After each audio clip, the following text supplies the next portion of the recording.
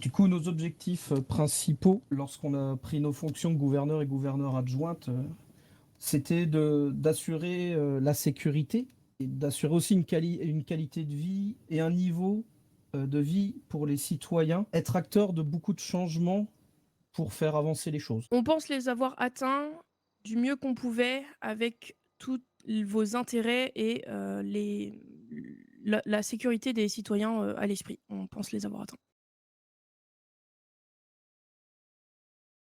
Du coup, on a eu plusieurs objectifs. Dans ces objectifs, on a fait une mise en place en gros d'outils pour aider le bureau du procureur à la lutte contre la fraude fiscale, lui donner en fait soit les éléments manquants au niveau des lois ou soit la demande d'outils nécessaires pour effectuer ces contrôles.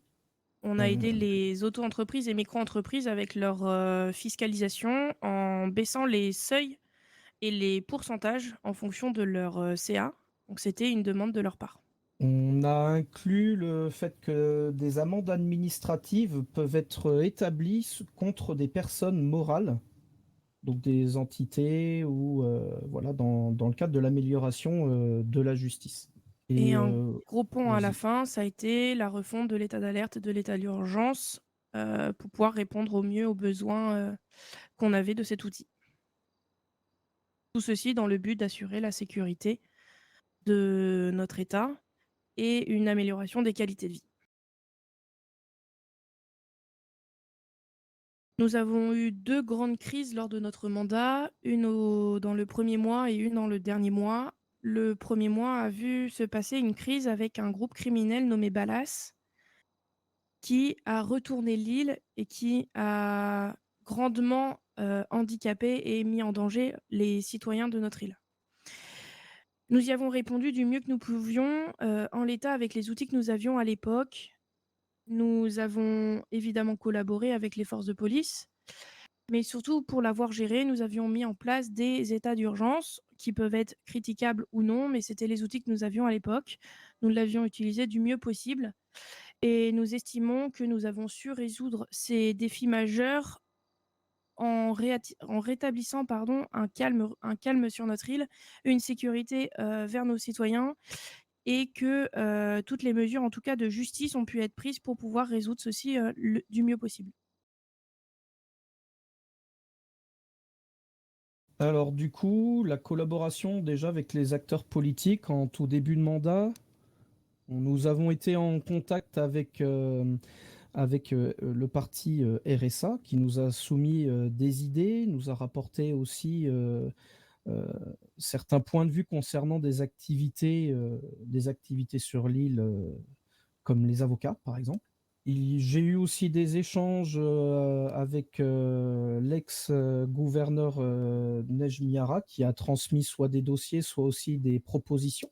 Ensuite, concernant l'Assemblée, nous nous sommes réunis assez régulièrement pour proposer un tas de petites modifications ou alors de très grandes modifications dans le code des institutions ou les autres codes au titre de consultation ou de validation lorsque l'Assemblée est nécessaire.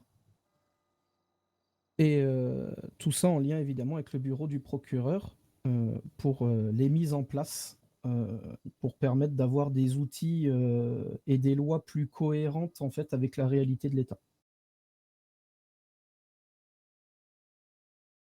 Concernant les questions de justice, dès le début du mandat, nous avons eu à réadapter et à créer donc de nouvelles peines et amendes sur la, des larcins qui ne se produisaient pas auparavant. Ils ont été adaptés aussi au fil des semaines. Il fallait qu'on soit régulièrement informé de l'efficacité ou non justement des nouvelles peines et amendes. Et ensuite, concernant la sécurité, donc outre la refonte de l'état d'urgence et des états d'alerte, nous avons soit étoffé, soit repris plusieurs lois ou amendes, en discussion avec bureau du procureur, avocats, heu et tout autre acteur du domaine, qui peut interagir dans le domaine de la justice.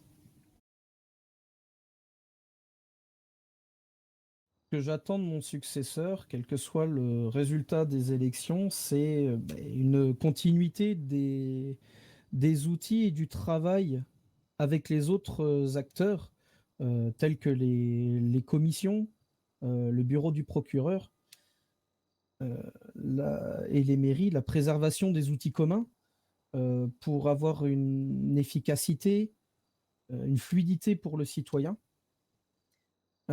Toujours continuer aussi, la veille des des structures, des impôts, de la fraude, être très vigilant à ça et toujours, évidemment, prendre les meilleures options possibles à l'instant T, pour le bien des citoyens, quitte à parfois, s'attirer les foudres dans un premier temps et revenir plus tard avec des explications quand les situations se sont calmées. Quelqu'un de présent et quelqu'un qui sait aussi des fois s'appuyer sur sa propre équipe. Un gouvernement ne se porte pas qu'à 2 épaules. Il se porte avec gouverneur adjoint, une équipe, un parti et toutes les propositions, citoyennes et l'écoute. On peut toujours faire mieux. On pourra jamais être parfait non plus. On s'efforce juste de proposer la meilleure chose qu'on puisse voir à un instant. Il faut pas avoir peur aussi en cours de mandat de revenir des fois sur des décisions ou de retourner, une solution mise en place. Je pense que la gestion, en tout cas, a été saine parce que je ne me la suis jamais appliquée à 100%.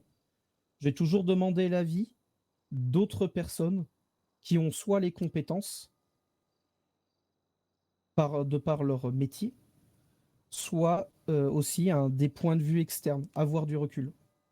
Donc avec ma gouverneure adjointe et ma conseillère. Je pense que c'est vraiment la meilleure gestion, de mandat qu'on puisse faire, c'est ne pas tout faire tout seul. Des tas de choses. Heu, j'ai continué à apprendre à connaître ma gouverneure adjointe, qui a vraiment été là, qui m'a vraiment, pour moi, secondé, parfaitement. Comme je disais, des fois, gouverneur adjointe, c'était un peu trop. Pour moi, c'était gouverneur et gouverneur. Un rapprochement aussi avec certaines personnes. La politique permet quand même pas mal de choses. Et des fois, des propositions qui me sont arrivées aussi de personnes dont je ne soupçonnais pas, mais qui ont osé pousser en fait la porte du gouvernement en disant j'ai quelque chose, j'ai besoin de vous en parler, je veux voir si ça peut être mis en place. J'ai trouvé agréable pendant le mandat d'avoir aussi des personnes, des fois entre guillemets sorties de nulle part, venir proposer des solutions, des choses solides pour faire évoluer en fait notre État. C'était très très enrichissant Et pour et ma je ne part, regrette j'ai rien. Pardon. pardon.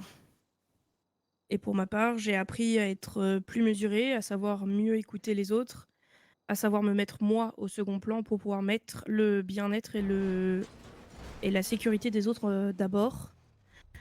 J'ai appris à devoir, composer et à devoir faire des compromis parce que la vie en requiert et je suis contente, d'avoir pu et je remercie surtout Will de m'avoir embarquée dans cette aventure.